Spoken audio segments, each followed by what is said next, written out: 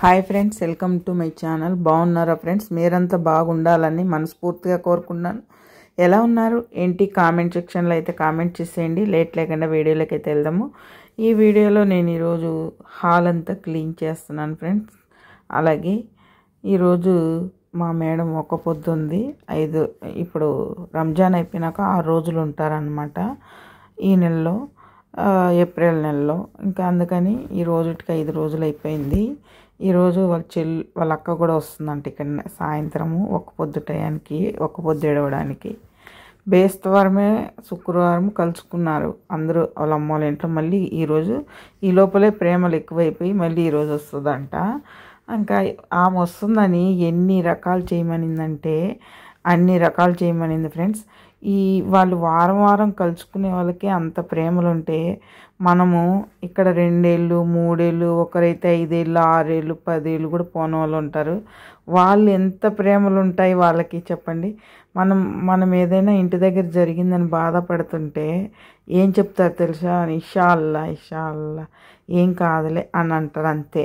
అదే వీళ్ళు ఎక్కడన్నా 1 రోజు 2 రోజులు బయటకు వస్తే ఒక ముద్దులు పెట్టుకుంటారు, ఒక ఏడుస్తారు.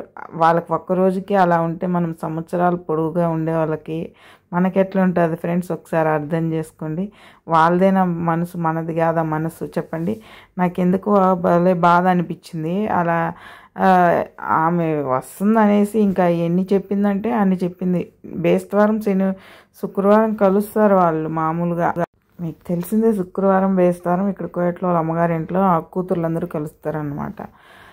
నాకేమో పని ఒక నేను వస్తుంటే ఎన్ని చెప్పిందంటే అన్ని చెప్పింది. ఇంకా నాకు ఇంకా సరిలే అనేసి ఇంక ఇది తొందరగా ఈ హాల్ ఒక్కటి క్లీన్ చేసుకుని పోయి స్టార్ట్ చేద్దామంటే, ఇంట్లో ఉండే వాళ్ళకి మధ్యాహ్నం భోజనాలు చేయాలి. ఇప్పుడు తెల్లారితో టిఫిన్లు అవ్వాలి, మళ్ళీ మధ్యాహ్నం భోజనాలు.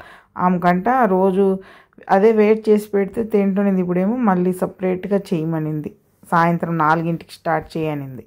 ఇంక ఈ లోపల ఇప్పుడు ఇక్కడ క్లీన్ చేసి ఇంకా 2 టిఫిన్ అయింది, ఇంకా 2 టిఫిన్ కావాలన్నారు. ఇదైతే క్లీన్ చేసుకొని పోయి టిఫిన్ చేయాలి వాళ్ళకి. టైం అయితే 10 అయిపోతుంది. ఇంతవరకు ఇంకా టీ కూడా తాగలేదు నేనైతే కనుక.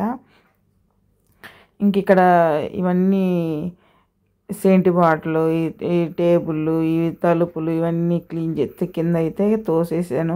క్లీన్ చేసేసి మాపేసుకోవాలి.